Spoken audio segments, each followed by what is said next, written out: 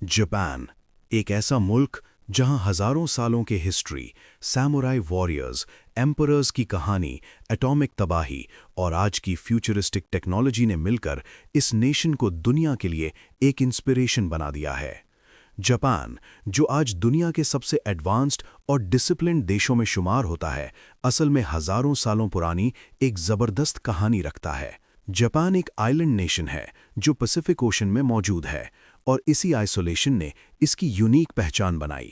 Japan की history जोमन period से शुरू होती है, जब लोग हंटिंग और फिशिंग पर जिंदा रहते थे। यायोई पीरियड के दौरान राइस फार्मिंग आई, जिससे विलेजेस और ऑर्गेनाइज सोसाइटी का आगाज हुआ। इसी दौर में शिंटोइज्म पैदा हुई, जिसमें नेचर, माउंटेन्स, रिवर्स और एंसेस्टर्स को वर्शिप किया जाता था। चाइना और कोरिया के जरिए बुद्धिज्म, राइटिंग सिस्टम और आर्ट जापान तक पहुंचे। नारा और हेयान पीरियड में जापानीज लिटरेचर, पोइट्री और रॉयल कल्चर फ्लरिश हुआ। जापान का पहला एम्परर जिम्मू माना जाता है, जिन्होंने 660 बीसीई में फाउंडेशन रखी।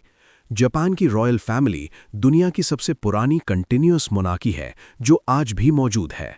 12वीं सेंचुरी के बाद सैमुराई वॉरियर्स का दौर शुरू हुआ। सैमुराई सिर्फ फाइटर्स नहीं थे, बल्कि ऑनर, लॉयल्टी और डिसिप्लिन का सिंबल थे।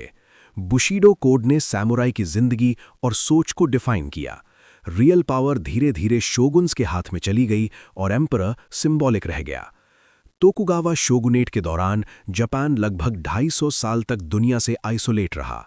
इस आइसोलेशन ने जापानीज कल्चर को स्ट्रांग बनाया, लेकिन डेवलपमेंट को स्लो कर दिया। 1853 में कॉमोडोर मैथ्यू पेरी अपनी ब्लैक शिप्स के साथ जापान आया। इस इवेंट ने जापान को दुनिया के लिए अपने दरवाजे खोलने पर मजबूर कर दिया। 1868 में मेजी रेस्टोरेशन हुई, जिसमें एम्परर ने वापस पावर ली। जापान ने वेस्टर्न एजुकेशन, टेक्नोलॉजी और मिलिट्री सिस्टम्स अडॉप्ट करना शुरू किया। सिर्फ कुछ डेकेड्स में रेलवेज, फैक्ट्रीज और मॉडर्न आर्मी तैयार हो गई। जापान एशिया का पहला देश बना जो वेस्टर्न पावर्स को चैलेंज कर सका।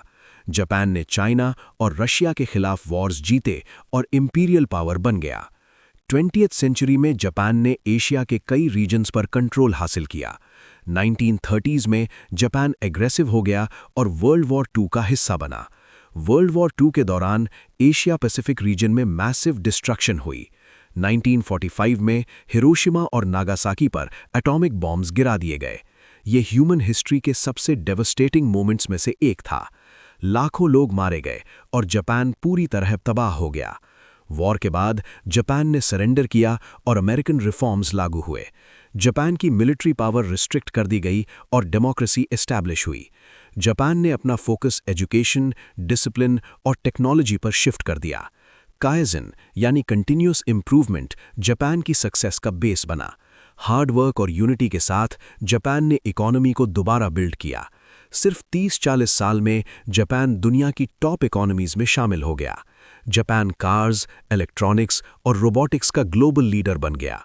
बुलेट ट्रेन्स और एडवांस्ड इंफ्रास्ट्रक्चर जापान की निशानी बन गए। मॉडर्न जापान टेक्नोलॉजी और ट्रेडिशन का परफेक्ट कॉम्बिनेशन है। एनिमे, गेमिंग और इनोवेशन के साथ टेम्पल्स और श्राइन्स भी जिंदा हैं। जापानीज लोग डिसिप्लिन, पंक्चुअलिटी और रिस्पेक्ट के लिए मशहूर हैं। जापान की हिस्ट्री हमें सिखाती है कि डिस्ट्रक्शन के बाद रीबर्थ मुमकिन है। ये कहानी बताती है कि विजन और मेहनत से कोई भी नेशन ऊपर उठ सकता है। जापान सिर्फ एक कंट्री नहीं, बल्कि पूरी दुनिया के लिए एक इंस्पिरेशन है। हिस्ट्री सिर्फ कहानी नहीं, सच का सफर है। अगर आपको हिस्ट्री पसंद है तो सब्सक्राइब करें, लाइक और बेल दबाना ना भूलें। History line story. मिलते हैं नेक्स्ट वीडियो में। Thanks for watching.